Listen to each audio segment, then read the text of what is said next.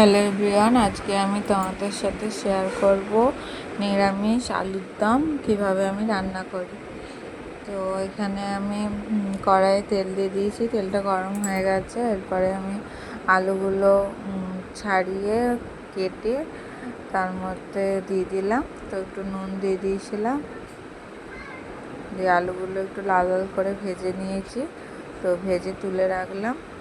এবার আমি একটা পেস্ট করে নিয়েছিলাম। তো সেই পেস্টের মধ্যে ছিল টমেটো, আদা, লঙ্কা, পোস্ত, চালমগজ, কাজু বাদাম আর কিশমিশ। তো সব কিছু একসাথেই পেস্ট করে নিয়েছিলাম। এবার কড়াইয়ের মধ্যে একটু জিরে ফোড়ন দিলাম, শুকনো লঙ্কা দিলাম, তারপরে এই পেস্টটা আমি দিয়ে দিলাম।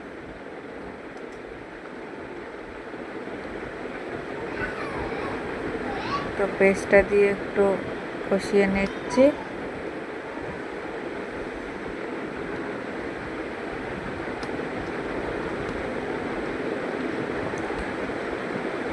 মিক্সির বাটিতে একটু জল দিয়ে একটু দিয়ে দিলাম। তো কষিয়ে নেওয়ার পর একটু গুঁড়ো মশলা অ্যাড করব। এটা জিরে গুঁড়ো, ধনে গুঁড়ো, হলুদ গুঁড়ো, কাশ্মীরি মির্চি। ভালো করে এটা কষিয়ে নেব। একটু সামান্য নুন দিলাম, একটু সামান্য চিনি দিলাম। এবার আলুর দমের মশলা দিয়ে দেবো। টক দই ফাটিয়ে রেখেছিলাম, সেটা দিয়ে দিলাম।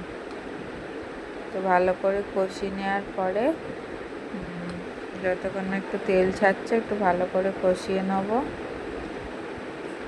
তারপর ভেজে রাখা আলুগুলো দিয়ে এবার কষাতে হবে। এবার কষানো হয়ে গেছে, এবার আমি জল দিয়ে দেবো। জল দিয়ে দিলাম।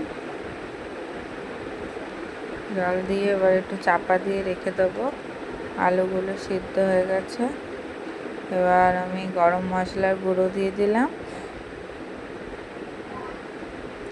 একটু কসুরি মেথি দিয়ে দিলাম আর একটু ঘি দিয়ে দিলাম।